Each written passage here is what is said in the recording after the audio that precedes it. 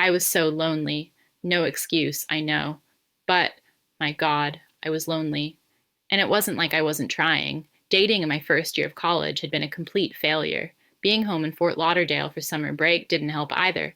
I knew all the guys my age in my neighborhood and circle of friends. Most of them had girlfriends. I know, that never stopped me before. Maybe I was maturing. Or maybe my standards were too high. I was smarter than most of the guys I met, so I'd get bored in 15 minutes on most dates, and they all talked so much. I thought guys didn't like to talk. And all the posers, status seekers, and broke guys in all the bars on Los Olas Boulevard acting like they had money. Don't even get me started. Or maybe I was just well, I mean, it's possible. I constantly tested every man I was ever with. I cussed way too much. I dressed too provocatively sometimes. Okay, most of the time. I flirted with any guy I was remotely attracted to, even if we were both with someone else. I stayed in touch with old boyfriends and kept a huge roster of guys in my friend zone, just in case. I honestly don't know what it was, one of those things or all of them. But I was 2 weeks into the summer break and I hadn't been on one date. I wasn't going out or partying with my friends nearly as much as I wanted. I couldn't muster the energy for old boyfriends and friend zone losers, and I was stuck in this hot house with my mom most of the time. Don't get me wrong, I love my mom and my friends, but I was so lonely. My libido had me so worked up. I would have dated a homeless man at that point if he had caught me at the right moment. All that changed when Darrell showed up to fix our AC. When I opened the door, I just stood there staring at him, not even realizing what I was doing. He was obviously older, definitely over 6 feet, and had barely an ounce of fat on him that I could see. He was wearing work boots, blue jeans, and a white polo with the company logo on it. His hair was brushed straight back from his forehead, silver blonde and wavy. He was gorgeous. I stood there staring, unable to speak. Fortunately, my mom walked around the corner from the kitchen, and I heard that flirty tone she gets in her voice when she meets any good-looking man and needs some validation from him. "Oh, hi. I'm Jan. I hope you're here for the AC. Hello. I'm Darrell, D&J Air, here for the AC." His voice was deep and confident, and it went right into the deepest part of me. "I'm so happy you could come today." Oh my God, my embarrassing mom. Of course, I always expected her to embarrass me. What I didn't expect was him to actually like her. I mean, my mom is beautiful and all, but she is 50 years old and forever annoying. I'm 19, 5'10", with long blonde hair, a perfect body, and a personality. Yeah, well, I have a perfect body. I remember watching them and thinking, why is this fit, gorgeous, silver fox flirting with my mom and not me? To make it worse, when he left, they exchanged numbers right in front of me. 3 days later, she was walking out the door in heels, a short skirt, and a see-through blouse with a white lace bra popping out of it to meet him for dinner. They saw each other 3 times the next week after that. Turned out he was the owner of the AC company and loaded, so of course my mom thought she'd found the one the universe had been keeping for her. I'm not gonna lie, I was so jealous. Did I mention I was lonely? But I wasn't worried. I'd already caught him looking at me a few times as I walked by. It's true, whenever he was here, I purposely walked around the house. In my favorite cutoff, Daisy Dukes, jean shorts. Horrible of me, yes, but he looked, more than once. I saw it. I figured all I had to do was watch and wait. 2 weeks after that first date, he stayed over the house for the first time.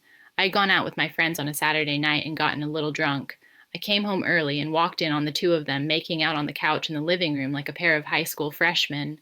My mom jumped up off the couch like a teenager that had been caught, ran over to me and gave me a hug. Then she walked me into the kitchen and whispered, "Baby, I don't want you to freak out, so I'm letting you know Darrell was going to stay the night tonight." Sometimes my mom is so cute. I played it off like an Academy Award-winning actress. "Mom, I'm happy for you. Have fun. I'm a little drunk. I'm just going to crash and sleep in." Happy for you? Ha, what a lie. I was so jealous I could barely stand it. I wanted to go up to my bedroom and either throw something or cry. And because things must always get worse for me, at that moment he casually walked into the kitchen, leaned his back against the kitchen counter, and asked me how my night was. While I gave him some lame answer about having fun and drinking a little too much, my eyes kept fixating on the white button-down dress shirt he was wearing. It was hugging his upper body like it was painted on, and the way those jeans fit. Oh, my God, Just take me right here on the counter, I thought to myself. To top it all off, he had on what looked like expensive handmade Italian boots. He looked like a retired male underwear model or a hot older rock star. I wanted to blurt out, "Why don't you come to my room after you're finished with her?" I was still drunk enough to do it, but I held it together. I made some excuse about being tired, went upstairs to my room, and collapsed on my bed. Laying there, all I could think about was the possibility of hearing them together in my mom's room down the hall. Thankfully, I passed out right away. I woke up an hour and a half later, having to use the bathroom so bad I could barely hold it. As I got up out of bed, the urge came on so hard I thought I might let it go right there on the floor. I had to clench my thighs together as I walked down the hallway to the bathroom. I put my hand on the doorknob and turned it. It was locked. It was then that I heard what sounded like a waterfall. I knew it was Durrell. I realized I'd never make it to the downstairs bathroom, so I hobbled down the hall to my mom's bedroom, hoping she'd be asleep and I could dash into the master bathroom. Of course, her bathroom door was closed, and now I realized why he was in my bathroom. I barely made it back to the hallway bathroom and started banging on the door. "Durrell, let me in." He stopped abruptly, and I heard him fumbling with his jeans. "Just a second. I gotta come in now, or I'm gonna go right here in the hall." I banged on the door again. "Hold on." "Durrell, open the door." He opened the door, and as soon as it cracked, I pushed it open and used my right forearm to push him against the wall so I could get by. In one motion, I sat down and let out a big sigh. The relief was immediate. As I reveled in the relief, I suddenly felt a wave of self-consciousness come over me. I leaned back and looked down. I had run out of my room and down the hall without putting a shirt on. I looked up, and he was staring. I threw my arms across my chest and feigned embarrassment. "What are you, a perv? Stop staring." "They're beautiful," he said in that deep voice of his. I wanted to be angry. I wanted to cuss him out for perving on me at such a vulnerable time. But it was the first real compliment I'd had on my body since I got home from school. I was so overwhelmed to hear any compliment at that point that it completely disarmed me. I dropped my arms and looked up at him. "They're beautiful," he said again, this time slowly and with emphasis. Only then did I realize that he wasn't wearing a shirt either. He had a flat tan stomach, along with that V shape from the muscles in his back that went up to ridiculously wide shoulders that were so perfect they looked like plastic surgery implants. In his rush to pull up his pants, he had forgotten to zip up the zipper. As if having a mind of their own, my eyes went from his eyes to his shoulders, back over to his chest, down his abs to his waist, then rested on the big opening that revealed everything. As I stared at the opening, the air in the bathroom changed. I was immediately so hot and bothered I could barely think. I felt an overwhelming urge to reach and touch his bare stomach right there while sitting on the toilet. I wanted to feel his skin and breathe in his smell. I love the smell of man's skin. I imagined how his lips would taste. I know. I shouldn't have been thinking any of this, but I couldn't help myself. He clearly felt it too. He had stopped staring at my chest, his face now serious and intense. I could see he was also affected by the energy in the air between us. I was feeling urges I had not felt in a long time. They were quickly taking over all thought and all restraint because I knew I now had neither. A compulsion that I could not control nor stop made me stand up, step towards him, and put my hands on his stomach. I pushed my chest into his stomach, his whole body tensed. I looked up into two beautiful gray-green eyes. He studied me for a moment. He bent slightly down towards me, his lips moving towards mine when we both heard the flush of the toilet from the bathroom down the hall in my mother's bedroom. It was like throwing cold water on a fire. It broke the trance that had taken over both of us. I didn't say anything. I just turned and walked out of the bathroom and down the hall to my bedroom. I threw myself down on my bed and rolled onto my back. I was so hot from the encounter with him, I threw my comforter off of my bed. I closed my eyes. I didn't need a fantasy. I had an R-rated movie starring him and me playing on repeat in my head. I put my hand on my stomach and started moving it downward when, inexplicably, I stopped. "No," the thought popped into my head. "Your first time with him is not going to be like this." I opened my eyes and stared at the ceiling of my bedroom, almost not believing what just went through my mind. Longing for him came over me like a tidal wave. Tomorrow, next week, next year. I didn't care when it would be. I would have him or die trying. Little could I have known that it wouldn't be days, weeks, or years. It wouldn't even be 6 hours. I didn't sleep much. I rolled around in bed all night. I slept in snatches.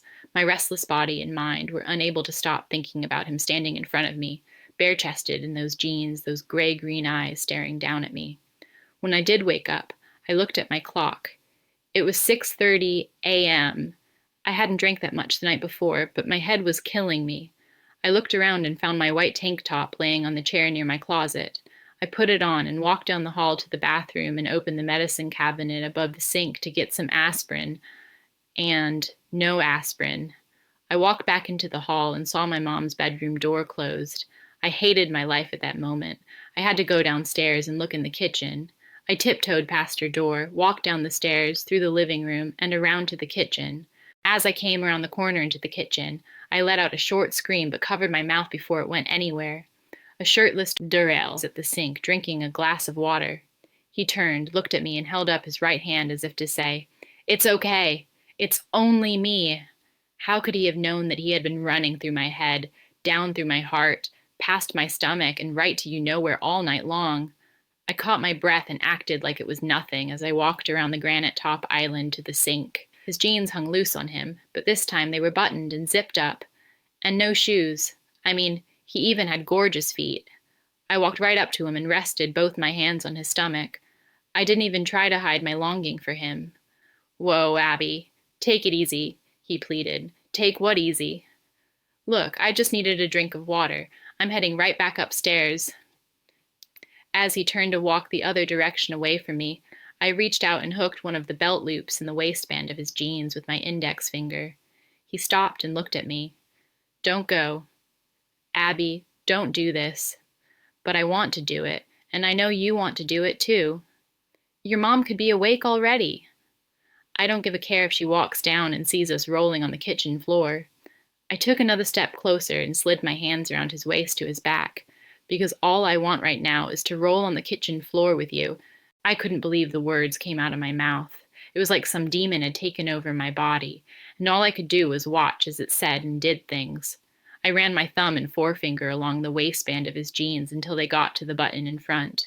I pulled myself up against him, undid the button, and slowly pulled the zipper down. He reached out and grabbed my wrist. "Do you understand the Pandora's box we will open if we do this?" "Then stop me," I challenged him. "You can stop me at any time." I let my hands go wherever they wanted. I was looking in his eyes as I did this, almost afraid to look down. Try as I might, I couldn't stop myself. I put my head against his chest and looked down. I knew he would be beautiful, because all the rest of him was beautiful. Every muscle in his body tensed, and I heard him catch his breath. I could feel him fighting his desires, but we both knew he wouldn't win. I looked up into those gray-green eyes again, and for the first time, I saw a 6'4", 220-pound Greek god reduced to a vulnerable little boy begging me to stop with his eyes. There was no way I was going to stop. As if I could stop. I was too far gone now. I had lost all sense of time and being. Drowning in my passion, it took everything I had not to hop up on the counter and let him take me right then and there. I kissed his stomach, and he moaned, low and guttural. I knew I had him now. I knew I could do anything I wanted to him and make him do anything I wanted him to do to me. I was about to tell him all those things in detail when my mother's voice echoed through the house. "Hey, babe, are you okay down there?" My mom shattered the moment, again. I immediately stood up straight and had to fight the feeling to try to find some place to hide. His voice stopped my panic attack in its tracks. "Yeah, babe, I just needed a glass of water and decided to start making some coffee." I was amazed how well he played it off. "Oh, that would be great. If you need fresh coffee, there's some in the cupboard to your left. I just got out of the shower. I'm going to dry off and get dressed. Maybe we can head to the Sunday morning open-air market on Las Olas. We can take Abby with us." "That sounds good." He had such a look of relief on his face. He thought this was over. But I wasn't done. There was no way I was going to go to that boring open-air market without being with him, even if it was just for a few seconds. I looked at him and put my finger up to my mouth in a silent, "Shh." I put my hands on each side of his hips and pressed my forehead into his chest. I wrapped my arms around his waist, interlocked my fingers, and looked up into those beautiful, terrified eyes. I wanted him to know that he was safe, that he would always be safe with me.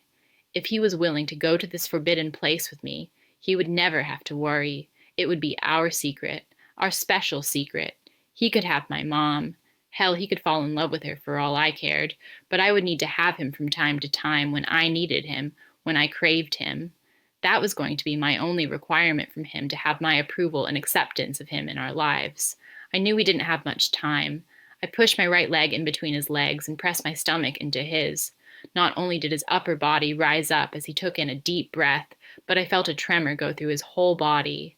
I took one short step back and let my jean shorts shimmy down each calf to the ground, stepping out of them while he watched.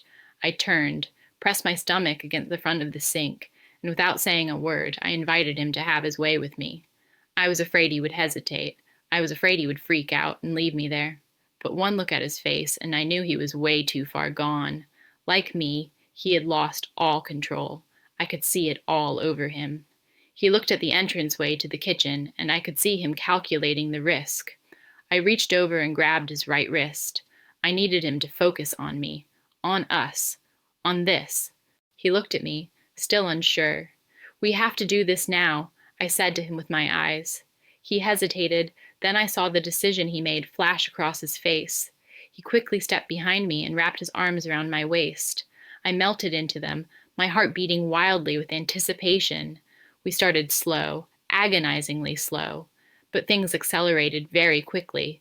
I reached forward with my hands and grabbed the windowsill just above the sink to steady myself. It took all my self-control not to make a sound. The outside world fell away. We were now lost in each other. Time stood still, but only for a short moment. We were both brought back to reality by the clap-clap of my mother's heels on the bedroom floor above us. When he heard this, he froze. I threw my head back and around as fast and as far as I could. "Don't you stop now," I whispered. The only thing I remember after that was the two of us standing in the kitchen, spent and exhausted, holding each other, two bodies entwined like a Rodin statue. As I held him, a storm of thoughts raced through my mind. He was my mother's boyfriend, her rich, handsome, 50-something boyfriend, no less. But now, in this moment, he was also mine. I didn't care that I might have to share him. I just needed enough of him to get me through the summer. The clap-clap of my mother's heels on the terracotta tiles of the stairs started getting closer very fast and broke my reverie. He jumped backwards and started pulling up his jeans. I stood up, pulled up my shorts as fast as I could, went to the right side of the kitchen and stood in front of the stove, about 4 feet away from him. Then came the moment that made me start to fall in love with him. I know how crazy this all sounds. I never intended to fall in love with him. He quickly and deftly pulled up his pants. In one move, he turned on the water, reached over to the left, and grabbed the coffee pot out of the coffee maker and started filling it. As my mother walked around the corner, her eyes went right to me.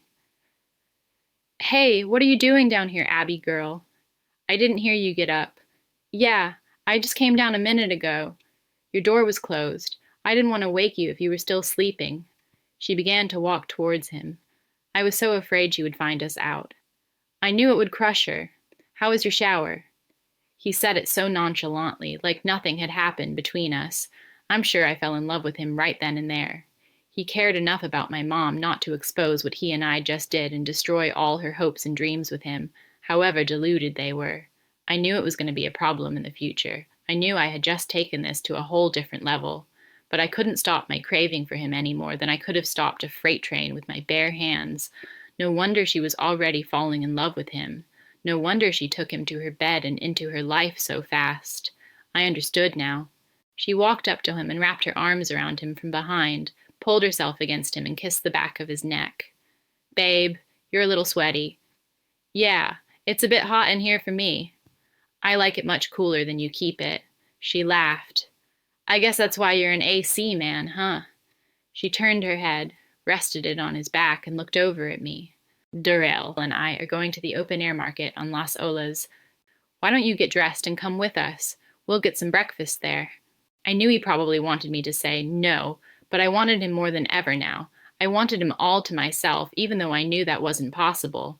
All I could think about as I watched the two of them together was all the different places and ways I wanted to be with him, all the things he was going to teach me, all the things I would learn from him.